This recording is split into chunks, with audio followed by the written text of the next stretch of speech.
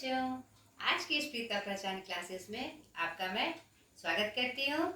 आज एक नए सत्र के साथ, एक नए पाठ के साथ आज हम जानेंगे क्षितिज भाग 1 वर्ग नवम सीबीएसई एनसीईआरटी गणित खंड के पाठ 2 के बारे में, जो कि पाठ का नाम है लहाशा की ओर।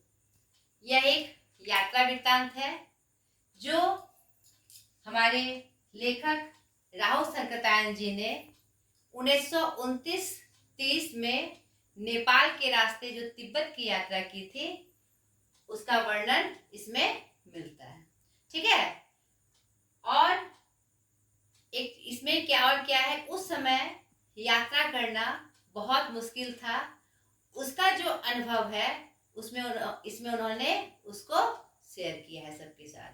ठीक है बच्चों, तो सर्वप्रथम इस पाठ की व्याख्या जानने से पहले हम जान ले लेखक का साधारण परिचय, उसके बाद हम जानेंगे पाठ परिचय और उसकी व्याख्या। ठीक है, तो हम जान ही गए कि पाठ 2 लहाशा की ओर के लेखक कौन है, हमारे राहुल संकृतायन जी, जो कि एक बहुत ही अनुभवी साहित्यकार थे। इनका जन्म सन 1893 ईस्वी उनके ननिहाल गांव पंधा में हुआ, जो जिला आजमगढ़ में पड़ता है, उत्तर प्रदेश में। उनका पैतृक गांव कनेला है। उनका मूल नाम केदार पांडे था। ठीक है, जब 1960 में श्रीलंका जाकर वो बौद्ध धर्म से दीक्षित हुए, तब उनका नाम राहुल संकृतायन पड़ गया। ठीक है, तब से लोग उनको किस नाम से जानने लगे, राहुल संकृतायन के नाम से, क्योंकि बौद्ध धर्म में एक अलग से उसकी जो पद्धति होती है उसमें एक नाम मिलता है, जिसमें कि उनको भी क्या नाम मिला, राहुल संकृतायन। ठीक है बच्चों, उनके पिता का नाम गोवर्धन पांडे था और माता का नाम कुलवंती देवी, और उनकी मृत्यु 1963 ईस्वी में हुई। ये तो उनका साधारण परिचय था। उनकी प्रमुख रचना के बारे में भी हम जान ले। मेरी जीवन यात्रा 6 भाग में, दर्शन दिग्दर्शन, 22वीं सदी, दिमागी गुलामी, भागो नहीं, दुनिया को बदलो आदि, ये सब उनकी प्रमुख रचनाएं हैं जो बहुत पसंद की गई। तो ये हमारे राहुल संकृतायन जी जो थे, कहानीकार भी थे, उपन्यासकार भी थे, एकांकीकार भी थे, लेकिन इनको असली पहचान यात्रा वृत्तांत से मिली।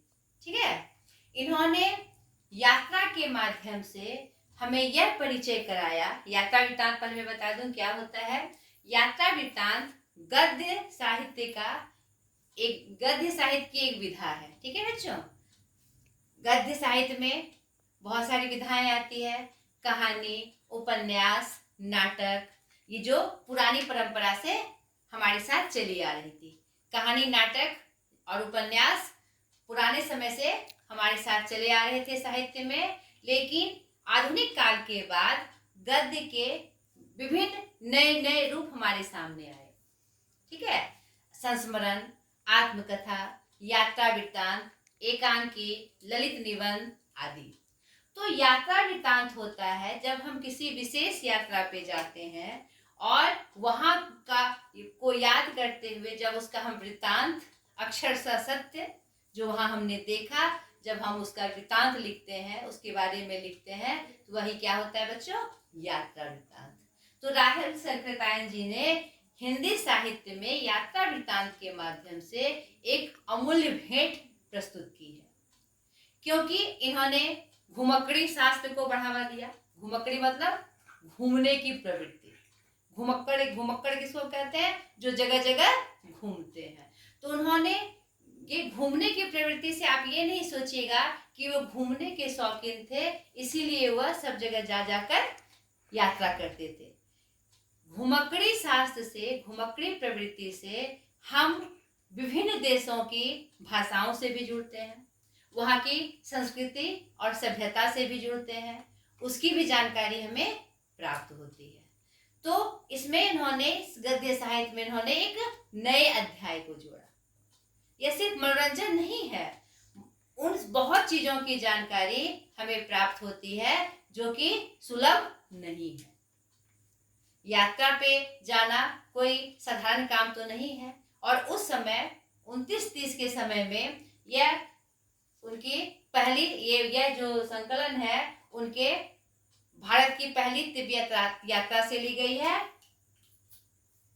पहली तिब्बत यात्रा से यह पाठ कहां से लिया गया है? राहुल सकरायन के पहली तिब्बत यात्रा से ली गई है, जो उन्होंने नेपाल के रास्ते से की थी। उस समय क्या है, मेन जो रास्ता खुला है अब तिब्बत जाने का, वह उस समय नहीं खुला हुआ था। सिर्फ नेपाल के लोग ही नहीं, भारत के लोग भी इसी रास्ते से, इस नेपाली रास्ते से तिब्बत जाया करते थे।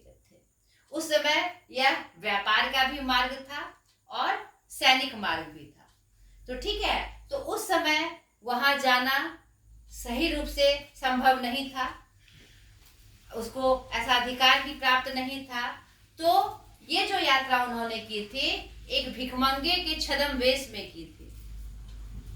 एक भिखमंगा बनकर वह इस यात्रा में गए थे और वहां के रोमांचकारी और मनोरंजक पलों को उन्होंने इसमें, इस यात्रा वृत्तांत में उकेरा है, जिससे उस समय की जो तिब्बती परंपरा चल रही थी, जो संस्कृति उस समय तिब्बत में चल रही थी, उसकी जानकारी हमें प्राप्त होती है। नहीं, और वो रोमांचकारी होने के साथ साथ कितना कठिन था और कितनी कठिनता से उस समय यात्रा की जाती थी, इसका भी वर्णन हमें इस यात्रा वृत्तांत में पता चलता है। लहासा क्या है?